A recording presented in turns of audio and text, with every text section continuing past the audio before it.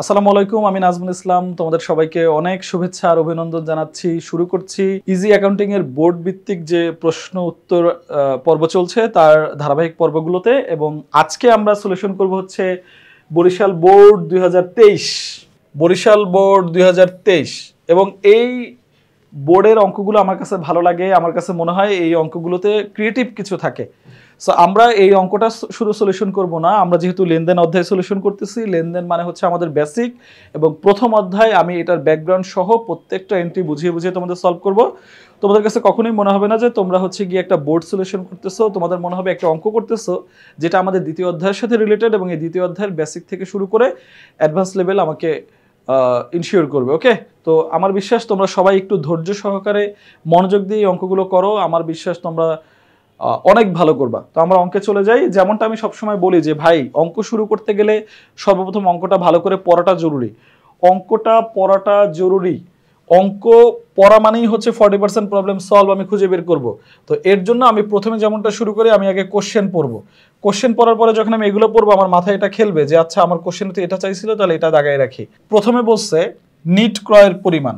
NEET ক্রয়, এটা খুব চমৎকার একটা কোশ্চেন। এই টাইপের কোশ্চেন আমি পছন্দ করি। এটা মোট ক্রয় বা নিট ক্রয়, এটা বলছে। এবার আসি 5 তারিখে কি বলছে। 5 তারিখের লেনদেন দ্বারা একটা ক্যাশ মেমো তৈরি করতে বলছে। 5 তারিখের লেনদেন দ্বারা একটা ক্যাশ মেমো তৈরি করতে বলছে আমাদের। 5 তারিখের লেনদেন দ্বারা আমাদের একটা ক্যাশ মেমো তৈরি করতে বলছে। আর আমাদের বলছে 2, 10, 15, 20 এই তারিখের লেনদেনগুলো সমীকরণ পদ্ধতিতে ব্যাখ্যা করো। সমীকরণ পদ্ধতিতে ব্যাখ্যা করো। এটা কিন্তু তোমাকে এই যে এ সমান সমান এল প্লাস ই প্রমাণ করতে বলে নাই। তোমাকে বলছে যে এই যে এ সমান সমান এল প্লাস ই এর কোনটায় কোনটায় কি কি পরিবর্তন হয়েছে সেটা দেখাইতে। এটা কিন্তু তোমাকে ওই যে ছক করে করতে বলে নাই বেসিক্যালি। আমি কি বুঝতে পারছি? আমরা একটু দেখে আসি ওরা আসলে কিভাবে করছে। এই যে দেখো, ওরা হচ্ছে এটাকে ওই যেভাবে বলছি না যে এটা হচ্ছে ওইভাবে ব্যাখ্যা করতে হয়, ওই ব্যাখ্যা করাটা বলছে। এটা কিন্তু ওই বিবরণী ছক না। প্রশ্ন পড়ার সময় যেন এগুলো তোমাদের ভুল না হয় লক্ষ্মী ভাই, সবাই এটা সবসময় খেয়াল রাখবা, ঠিক আছে? ডান। এবার আসি আমরা তাহলে প্রথম অঙ্কটা। প্রথম হচ্ছে নিট ক্রয়ের পরিমাণ। নিট ক্রয়, নিট ক্রয় মানে হচ্ছে আমার ক্রয় কতটুকু, মানে যা একদম সবকিছু যোগ বিয়োগ করে, সহজ কথা, এটা হচ্ছে ক্রয়। আর এই ক্রয়ের মধ্যে সম্পত্তি ক্রয় কিন্তু হবে না। সম্পত্তি ক্রয় হবে না। এই ক্রয়ের মধ্যে আমার সম্পত্তি ক্রয় হবে না। এটার মধ্যে শুধুমাত্র আমার পণ্যদ্রব্য ক্রয় বিক্রয় হবে। এটার মধ্যে শুধু আমার কি হবে? পণ্যদ্রব্য ক্রয় বিক্রয় হবে। এটার মধ্যে আমার কি হবে? শুধু পণ্যদ্রব্য। তাহলে দেখো, বাকিতে পণ্য ক্রয় করছি আমরা, বাকিতে পণ্য ক্রয় করছি আমরা কত? বাকিতে পণ্য ক্রয় করছি আমরা 17,000। বাকিতে পণ্য ক্রয় করছি আমরা কত? 17,000। দেখো, এই ক্রয়টা আমরা তাহলে এখানে বসাই দিলাম। এবার আসি, এরপরে এখানে কি আর কোথাও ক্রয় বলা আছে? এটা তো বিক্রয়। এটা তো ব্যবসার জন্য ল্যাপটপ ক্রয়, তো সম্পত্তি ক্রয় তো আসবে না। এটা তো আমি বলেই দিচ্ছি। ল্যাপটপ আনয়নের ডেলিভারি খরচ, সেটাও তো আমার এই ল্যাপটপের সাথে জড়িত। ব্যক্তিগত প্রয়োজনে পণ্য উত্তোলন, তো এই যে পণ্য, পণ্য নামে কোনো কিছু হয় না। এই পণ্য মানেই হচ্ছে ক্রয়, এটা সবসময় মনে রাখবা। পণ্য মানেই হচ্ছে ক্রয়। পণ্যের নামে কোনো হিসাব নাই। পণ্যের নামে কোনো হিসাব নাই। পণ্য নামেই হচ্ছে ক্রয়। তাহলে যে পণ্য যে উত্তোলন করছে, উত্তোলন মানে কি? উত্তোলন মানে হচ্ছে মালিক নিয়ে গেছে। উত্তোলন মানে হচ্ছে মালিক নিয়ে গেছে। দেখো লক্ষ্মী ভাই, মালিক যদি কিছু দেয় তাহলে আমরা সেটাকে বলি হচ্ছে মূলধন, আর মালিক যদি কিছু নেয় সেটাকে আমরা বলি উত্তোলন। মালিক যদি কোনো কিছু দেয় সেটাকে আমরা বলি মূলধন, আর মালিক যদি কোনো কিছু নেয় সেটাকে আমরা বলি উত্তোলন। এখন এই উত্তোলন কি হইতে পারে? প্রতিষ্ঠান থেকে উত্তোলন অনেক কিছু হইতে পারে। মালিক প্রতিষ্ঠান থেকে নগদ টাকা নিতে পারে, মালিক প্রতিষ্ঠান থেকে পণ্যদ্রব্য নিতে পারে নিজের ব্যবহারের জন্য, মালিক প্রতিষ্ঠানের ব্যাংক থেকে টাকা নিতে পারে, এ ধরনের অনেক কিছুই হতে পারে। তো আমরা এখানে দেখলাম এই পণ্য উত্তোলন করছে। কি করছে? পণ্য উত্তোলন করছে। কে করছে? মালিক করছে। কারণ পণ্য উত্তোলন করেই হচ্ছে সাধারণত মালিক, যখন ব্যক্তিগত প্রয়োজনে নিয়ে যায়। এই যে ব্যক্তিগত প্রয়োজনে, তো এইটা আসলে হয় কি, আমরা কিন্তু এটা ভালো করে জানি যে মূলধন ক্রেডিট। কারণ কি? এটা হচ্ছে আমার ওনার সিকিউরিটি বাড়ায়। আর উত্তোলন হচ্ছে ডেবিট। উত্তোলন কি? ডেবিট।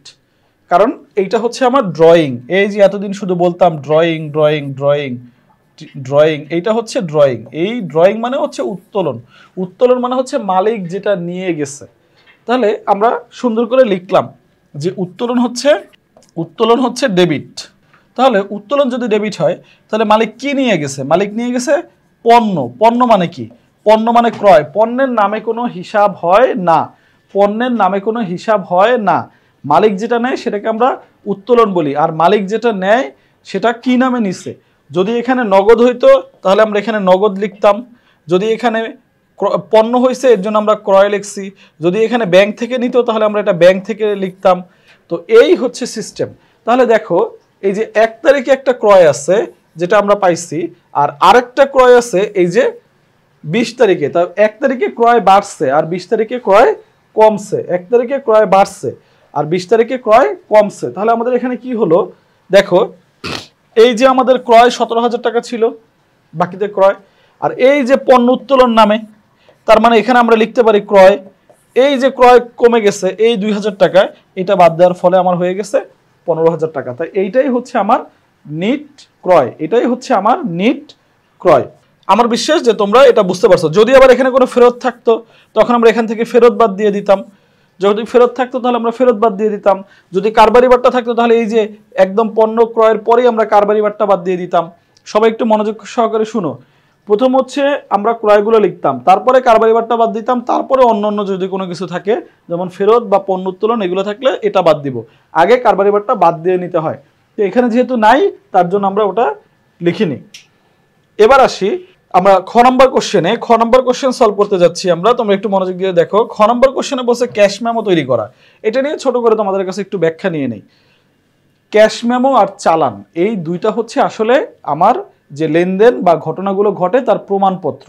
প্রমাণপত্র বলতে বোঝায় কি, আমি যে লেনদেন করলাম, আমি যে ক্রয় বিক্রয় করলাম, আমি যে পণ্যদ্রব্য ক্রয় বিক্রয় করলাম, এইটার প্রমাণপত্রই হচ্ছে আমার ক্যাশ মেমো বা চালান।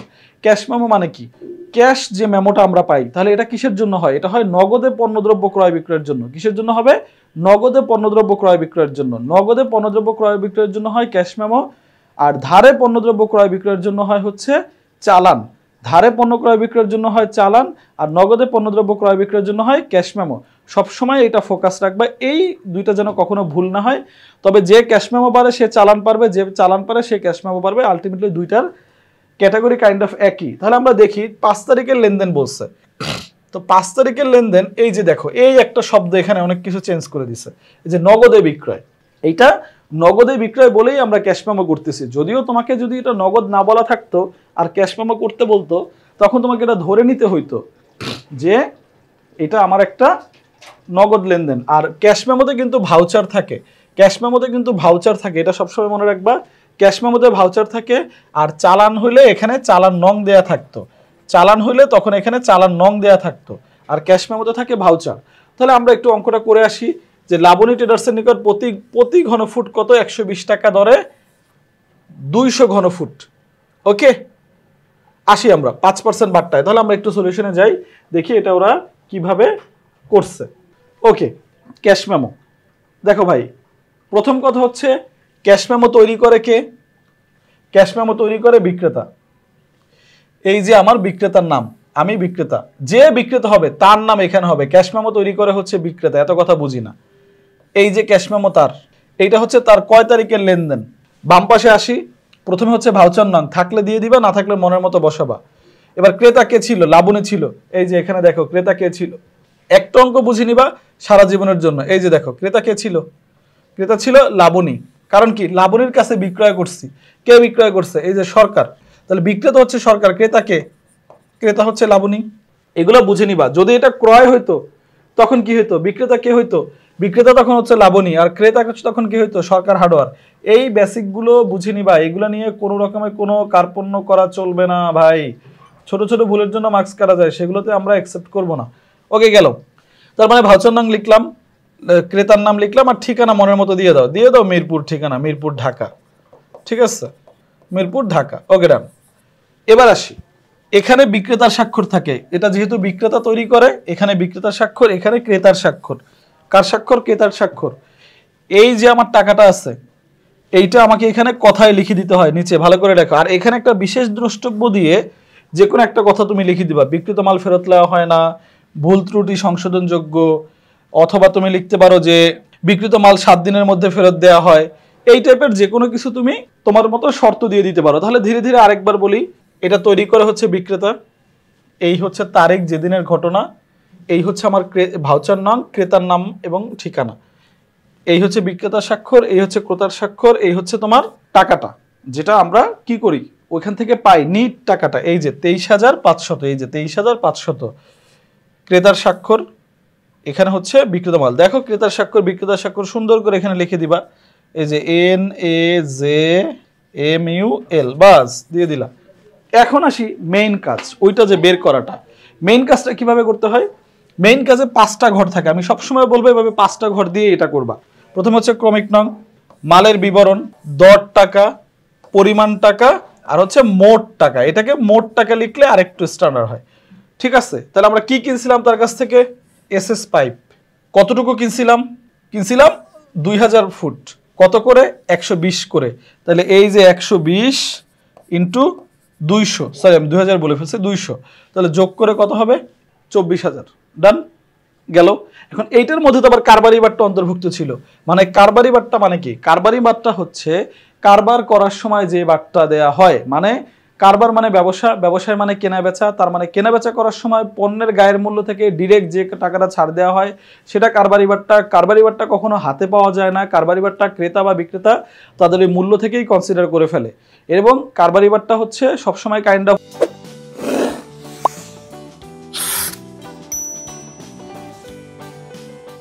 অবহেলিত ভাই, ও আছে কিন্তু ওর কোনো অস্তিত্ব থাকে না, ও সবসময় বাদ চলে যায়।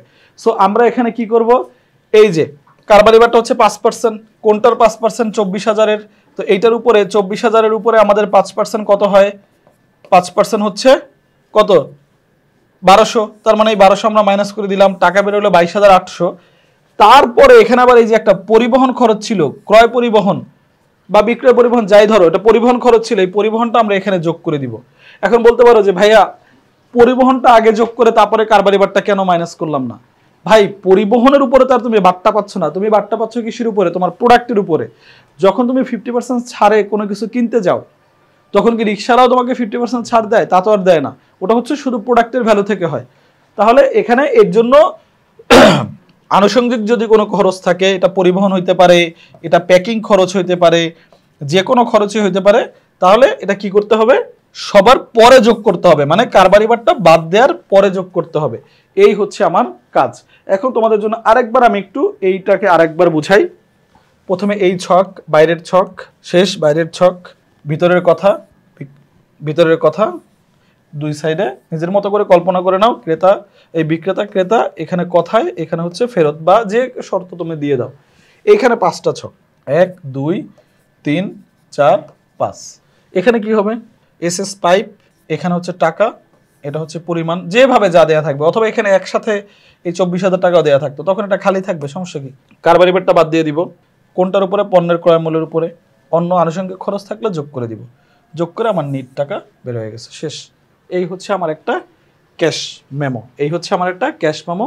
এটা খুবই সোজা এবং আমি বিশ্বাস করি তোমরা এটা একদম পছন্দ করছো এবং এটাকে তোমরা সেমভাবে চালানটাও তৈরি করবে। চালানে জাস্ট কাইন্ড অফ ক্যাশ মেমোর জায়গায় চালান লেখা থাকে, আর চালানে হচ্ছে তোমার বিক্রেতা স্বাক্ষর, এখানে হচ্ছে তোমার অন্য সামান্য একটু ডিফারেন্ট থাকে। চালান আমি তোমাদের করাবো, প্যারা নাই ইনশাল্লাহ।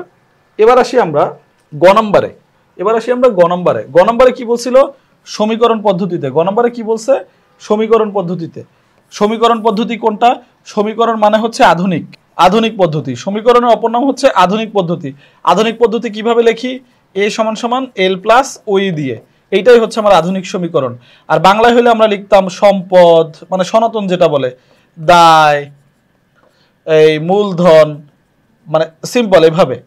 তো যদি আমাদের আধুনিক পদ্ধতিতে বলে তখন হচ্ছে আমাদের জন্য কি করতে হবে ভাই, যদি আমাদের আধুনিক পদ্ধতিতে বলে তখন আমাদের জন্য সিম্পল এক কাজ, কি কাজ, a = l + e দিয়ে আমাদের উপাদানগুলোকে বিবেচনা করতে হবে। a = l + e দিয়ে উপাদানগুলোকে বিবেচনা করতে হবে। আর এই সমীকরণ পদ্ধতির অপর নাম কি, আধুনিক পদ্ধতি। এই যে সমীকরণ পদ্ধতিতে ব্যাখ্যা করতে বলছে কারণগুলো, লেনদেন কিনা, এবং এখানে একটা কথা বলছে যে ব্যাখ্যা করো। এখানে কিন্তু তোমার কাছে সমীকরণ পদ্ধতিতে বিস্তারিতভাবে প্রভাব দেখাইতে বলে নাই, a = l + ওই প্রমাণ করতে বলে নাই, বিবরণী ছকে করতে বলে নাই। তার মানে এটা কিন্তু ওই যে এই ছকটা না, যে ছকে আমরা অ্যাসেট এবং দায় এভাবে আলাদা করে ছক করে করে দেখাই, এটা কিন্তু সেটা না, এইটা হচ্ছে তোমার ব্যাখ্যা চাইছে, যেটা লেনদেন কেন সেটা ব্যাখ্যা করো। এই কোশ্চেনে কিন্তু ঘোলাই ফেলা যাবে না। ওকে, তাহলে আমরা শুরু করি। আমাদের প্রথমে বলছে 2 তারিখ, 2 তারিখের লেনদেন, ধারে বাকিতে পণ্য ক্রয়। সিম্পল কথা, এ সমান সমান এল প্লাস ওই। ক্রয় মানে কি? ক্রয় মানে ব্যয়, পণ্যদ্রব্য ক্রয় মানে ব্যয়, সেটা যেভাবেই হোক। পণ্যদ্রব্য ক্রয় মানে ব্যয়, ব্যয় মানে কি? মালিকানা সত্ত্ব কমে, কারণ কি? এক্সপেন্স বাড়ে। এক্সপেন্স বাড়া মানে হচ্ছে মালিকানা সত্ত্ব কমা, এক্সপেন্স বাড়া মানে হচ্ছে মালিকানা সত্ত্ব কমা, এক্সপেন্স বাড়া মানে হচ্ছে মালিকানা সত্ত্ব কমা। এটা তাহলে আমার একটা পাইলাম। আর যেহেতু এটা বাকিতে কিনছি, বাকিতে ক্রয়ের সাথে কার সম্পর্ক? বাকিতে ক্রয়ের সাথে পাওনাদারের সম্পর্ক। যেমন আমরা ওই যে লিখতাম দেবীর ক্রয়, সরি দেবীর ক্রয় পা, তার মানে বাকিতে ক্রয়ের সাথে পাওনাদারের সম্পর্ক। পাওনাদার মানে কি? দেও। পাওনাদার মানে কি? প্রদেয়। মানে এগুলো হচ্ছে তাদের সমার্থক নাম। পাওনাদার মানে দেও, পাওনাদার মানে প্রদেয়, এগুলো হচ্ছে তাদের সমার্থক নাম। তাহলে এই যে আমার এখানে একটা দায় বাড়লো, তাহলে আমরা এটাকে ধীরে ধীরে সুন্দর করে লিখতে পারি। এই ঘটনা দ্বারা এ সমান সমান এল প্লাস ই সমীকরণে একবার এল বৃদ্ধি পেয়েছে, আরেকবার মালিকানা সত্ত্ব হ্রাস পেয়েছে, অতএব এটি একটি লেনদেন। শেষ। তারপরে বলছে 10 তারিখ, ব্যবসায়ের জন্য ল্যাপটপ ক্রয়। ব্যবসায়ের জন্য ল্যাপটপ ক্রয়, ব্যবসায়ের জন্য ল্যাপটপ ক্রয়। ল্যাপটপ আমার জন্য একটা অ্যাসেট, যেহেতু আমার এটা পণ্য না, তাহলে আমি ক্রয় করছি ল্যাপটপ, একটা অ্যাসেট বাড়ছে। কিসে ক্রয় করছি বলা আছে? কিছু বলা নাই, ধারে বা ব্যাংক কোনো কিছু বলা নাই, তার মানে এটা নগদে, তার মানে আমার আবার একটা নগদ কমছে। তার মানে এই ঘটনা দ্বারা আমার একবার সম্পত্তি বাড়লো, আবার সম্পত্তি কমলো। তাহলে আমরা এবার সেম ভাবে লিখবো, এই ঘটনা দ্বারা এ সমান সমান এল প্লাস ওই সমীকরণে একবার ল্যাপটপ অ্যাসেট বাড়ছে, আরেকবার হচ্ছে আমার নগদ টাকা অ্যাসেট মানে এই ব্র্যাকেট দিয়ে কমছে। এভাবে করে তুমি সুন্দর করে লিখে দাও। শেষ। তারপর বলছে 15 তারিখ। 15 তারিখ হচ্ছে এই দেখো ডেলিভারি খরচ, ল্যাপটপ আনার ডেলিভারি খরচ। তো ল্যাপটপ আনার যে তোমার ডেলিভারি খরচ, এটা তোমার জন্য কি হবে? ল্যাপটপ আনার যে ডেলিভারি খরচ, দেখো যে কোনো একটা সম্পত্তি যখন তুমি কি করবা, যে কোনো একটা সম্পত্তি যখন তুমি ক্রয় করবা, ওই সম্পত্তির আনুষঙ্গিক সকল খরচ মানে প্রত্যক্ষ সকল খরচগুলো ওই সম্পত্তির নামেই কাউন্ট করতে হয়। মানে যখন তুমি একটা কোনো সম্পত্তি ক্রয় করবা, ওই সম্পত্তিটা আনতে তোমার প্রত্যক্ষ যে খরচগুলো হয়েছে, যেমন পরিবহন খরচ, যেমন প্যাকিং খরচ, যেমন হচ্ছে আমদানি শুল্ক, এই টাইপের যে বেসিক খরচগুলো আছে, ওইটা সবসময় তোমার কি করতে হবে? ওটা হচ্ছে ওর নামেই হিসাব করতে হবে, ওইটা মিলেই তোমার সম্পত্তির দাম হবে, মনে থাকবে? ওকে, তাহলে এইটাও আলটিমেটলি আমার ওই ল্যাপটপের খরচের মতোই কাউন্ট হবে। এটাও কি হয়েছে? যেহেতু আমার একটা খরচ হয়েছে, এটা আসলে খরচ না, এটা আমার একটা ইনভেস্টমেন্ট। তাহলে এখানে আমার কি হইলো? এ একবার বাড়লো, আর একবার আমার এ কমলো। তার মানে একবার হচ্ছে আমার এ বাড়ছে, আর একবার এ কমছে। তার মানে আমরা বলতে পারবো এই ঘটনা দ্বারা একবার হচ্ছে আমার এ বাড়ছে, আর একবার এ কমছে।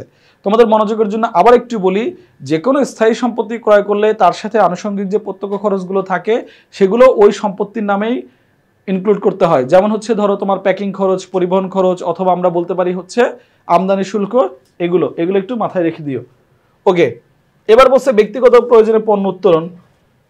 এইটা তোমাকে বুঝাইছি। পণ্য মানে হচ্ছে ক্রয়, আর উত্তোলন মানে হচ্ছে মালিক যা নেয়।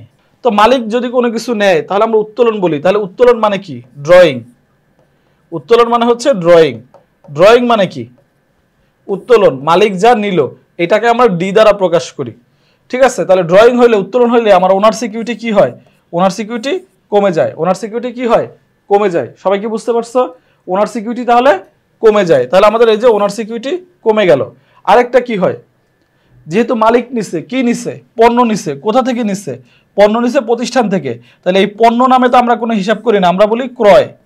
তো মালিক যেহেতু নিছে, ধরো আমার আগে 10 টাকার প্রোডাক্ট ছিল, এখন মালিক 2 টাকা নিয়ে গেছে, তাহলে আমার ক্রয় কি 2 টাকা কমে গেল না? তাহলে আমার ক্রয় 2 টাকা কমে গেছে। এর জন্য উত্তোলন ডেবিট, তার মানে ড্রয়িং, তার মানে মালিকানা সত্ত্ব কমলো যেহেতু উত্তোলন বাড়ছে। আর এখানে কি হয়েছে? এখানে হচ্ছে তোমার ক্রয় কমছে। ক্রয় কমা মানে কি? ক্রয় মানে কি? ব্যয়। ক্রয় মানে কি? ব্যয়। তার মানে কি তোমার ব্যয় কমছে। কারণ কি? মালিক ওইটা নিয়ে গেছে, তোমার এই এক্সপেন্স কমছে। তার মানে আমরা একবার বলতে পারি যে এই ঘটনা দ্বারা এ সমান সমান এল প্লাস ওই সমীকরণে একবার মালিকানা সত্ত্ব বা ওই বাড়ছে আর একবার মালিকানা সত্ত্ব কমছে। তার মানে ক্রয় করলে যেমন মালিকানা সত্ত্ব হচ্ছে কমে, ক্রয়টা যখন কমে যায় তখন মালিকানা সত্ত্ব বাড়ে, এইটা হচ্ছে মনে রাখিও। আবার যখন কি হয়, উত্তোলন হয়, উত্তোলন হলে মালিকানা সত্ত্ব কমে, উত্তোলন হলে মালিকের অধিকার প্রতিষ্ঠান প্রতি কমে যায়। তো যখন ড্রয়িং হবে, তো ড্রয়িং হলে কি হয়, মালিকানা সত্ত্ব কমে যায়। কি কমে যায়? মালিকানা সত্ত্ব কমে যায়। মূলধন দিলে মালিকানা সত্ত্ব বাড়ে আর উত্তোলন করলে মালিকানা সত্ত্ব কমে। ক্রয় বাড়লে মালিকানা সত্ত্ব কমে আর ক্রয় কমলে মালিকানা সত্ত্ব কমে। এইটুকু একটু মনোযোগ দিয়ে সবাই একটু শুনে নাও, দেখে নাও। এই হচ্ছে অঙ্ক, বরিশাল বোর্ড 2023 আমরা চমৎকারভাবে সলিউশন করলাম। এই অঙ্কগুলো খুবই গুরুত্বপূর্ণ, এটা ওয়ান অফ দ্য ফাইনেস্ট অঙ্ক যেটা এই বোর্ডে আসছে, এবং তোমাদের এটা প্র্যাকটিস করা উচিত, মনোযোগ দিয়ে করা উচিত। কোথাও যদি কোনো প্রবলেম পাও তোমরা আবার এটাকে ঘুরে দেখে তারপরে সলিউশন করো। যে কোনো অঙ্ক নিজের মতো শেখার জন্য করো, শুধুমাত্র দেখার জন্য না। আরেকটা কথা ভাই, অ্যাকাউন্টিং ফাইন্যান্স বা ম্যাথমেটিক্স যে টার্মগুলো আছে এটা চোখে দেখে কখনো পারা যাবে না, খাতা কলম নিয়ে ফুললি এটার সাথে প্র্যাকটিস করতে হবে, ঠিক আছে? ওকে, সবার জন্য অনেক শুভকামনা রইল। আমরা এই বোর্ডটা এখন আজকের জন্য শেষ করে দিচ্ছি, পরবর্তী কোনো বোর্ডে তোমাদের সাথে আবার আমাদের দেখা হবে।